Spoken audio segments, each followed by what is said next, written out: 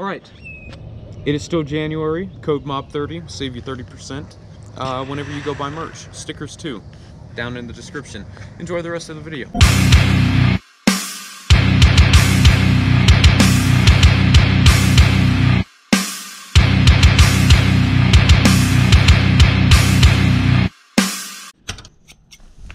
Alright, so first we're gonna open up this little box. These are little, some new spark plugs. Got 8 of them because race car requires you to change them out quite a bit. This is my valve cover gasket, which needs to be changed pretty soon.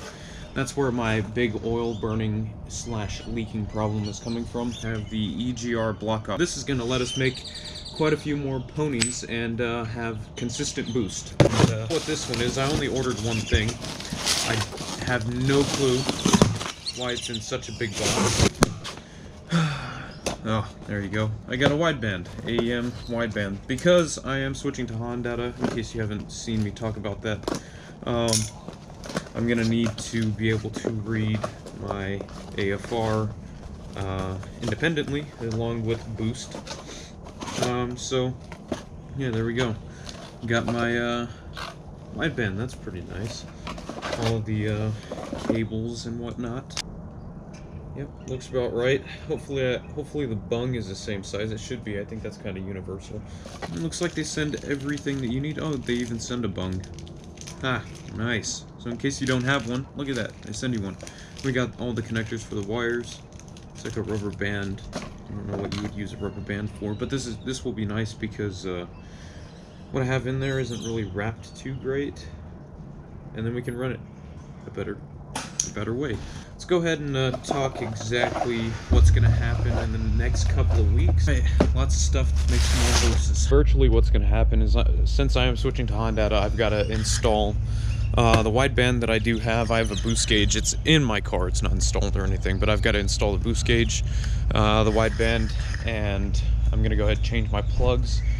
And then once I get Honda, which I'm ordering it next week, once I get it in the mail, and start tuning, I'm going to go ahead and throw the EGR block-off plate. I actually have quite a few big ideas coming up soon for the car. We are going to be getting retuned, starting from the beginning, with eTunes. If you don't know about eTunes, their link will be in the description. You can go and I think they do Hondas for sure. You know, you can hit them up and get yourself a nice little tune. Yeah, etunes.com. Go check that out. They've done all my tuning, and you know, they're just really good people, really nice to work with. But yeah, we will be starting the tuning process for the turbo all over again, which will be nice because it'll have everything that it needs to have exactly. So the only thing I don't have, which I probably will never have, is an actual intake for the turbo. I like just running it right off the inlet. I think it sounds better, you can hear it, and it does get hot, but I figured, you know, I'm not going to be hot lapping this thing, especially whenever I'm at the drag strip. Like, you have a pretty good amount of shutdown time, so I'm not too worried about it getting heat soaked or anything like that. Of course, if I'm driving around and then I'm going to do some street pulls or something, that might be an issue, but I haven't really noticed it. I mean, a couple of times I've been like, alright, it's a little bit slower, you know, a little sluggish, but nothing too serious, especially because there is no plastic anywhere through here, through there, or here.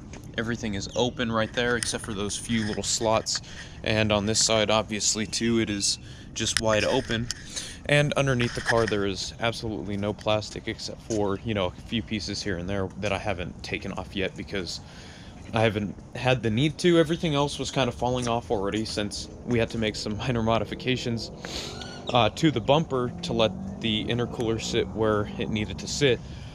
So it's got plenty of airflow going up in there. You know, I'm sure that keeps it cold. Once summertime comes around, I feel like I'll have a little bit more of a problem with the turbo getting heat soaked, and I may consider making an intake at that time, but as far as right now, I'm not even going to worry about it.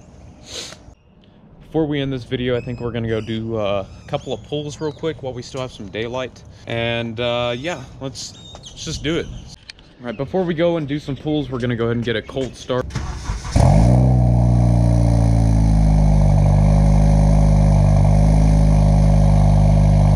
Some of you have been asking how the automatic trans holds up.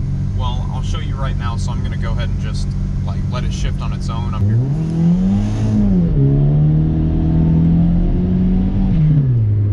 So the automatic actually does hold up pretty nicely.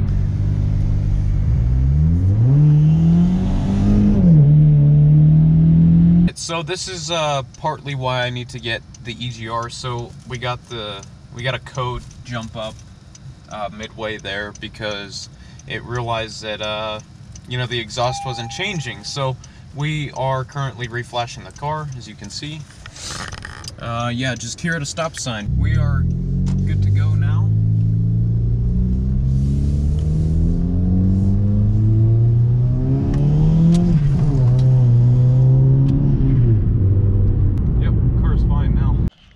Alright, so my car, whenever we started the turbo build, I think it had pretty close to 70,000 miles on it. Let me just show you. Honda normally recommends that at, I think it's like 80 or 90,000 miles, that you change out the valve cover gasket and you get the valves checked. Well, since we just kind of sped that process up of it gaining not mileage but wear and tear with boost, that is where it leaks, right in there. And right up here, we don't have any coming out of here, so we know that it's not the piston rings. We're not burning oil because the piston rings are worn out or anything like that, which I think we would notice the car driving bad if it was doing that. I don't know, I'm not an expert, but that's what I would imagine. So yeah, that is where the oil leaks. It just kind of squirts out and sprays right down. That video will hopefully be coming out next week. We'll probably be doing that next weekend. So that is the goal, that is the plan, along with installing my boost gauge and my wideband. So thanks for watching. Like, comment, subscribe. Go buy some merch. Go get yourself a shirt like this. Help support us, you know.